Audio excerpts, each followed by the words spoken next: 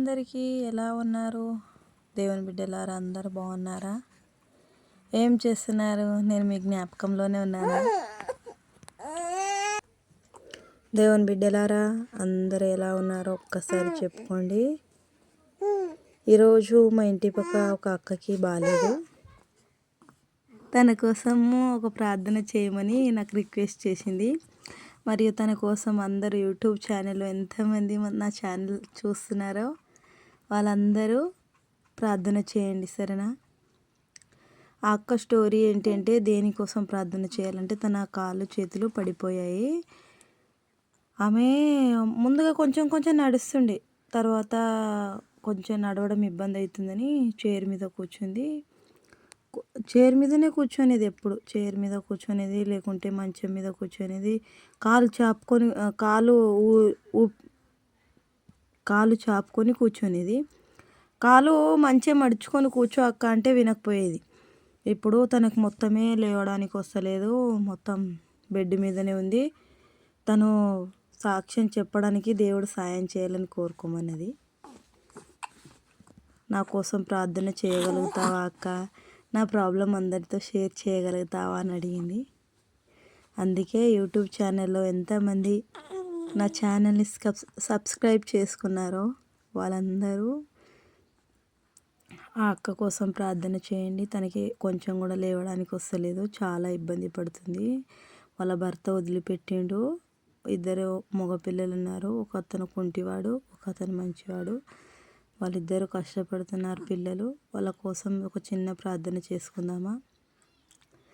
పరిశుద్ధుడా పరిశుద్ధుడా మహోన్నతుడా సర్వశక్తుడైన తండ్రి యెహోవా సర్వాధికర్తవైన యేసయ్యా, ఆ బిడ్డలను ముట్టు తండ్రి. ఆ బిడ్డ ఏ కష్టంలో ఉన్నా తన అరికాళ్ళ నుంచి తలదాకా ముట్టి బలపడించుతండి.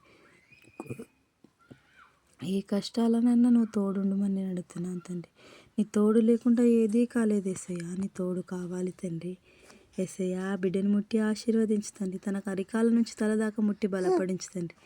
ఆ బిడ్డ నడిచేటట్టు సాయం దయచేతండి. ఆ బిడ్డని బిడ్డని నిల్చుంటట్టు సాయం దయచేతండి. యేసయ్యా, వాళ్ళ పిల్లలు సాక్ష్యం చెప్పడానికి నువ్వు సాయం దయచేతండి. ఆ బిడ్డలని జ్ఞాపకం తెచ్చుకోమని అడుగుతున్నాను తండ్రి. యేసయ్యా, ఆ బిడ్డలను ముట్టి ఆశీర్వదించుతండి.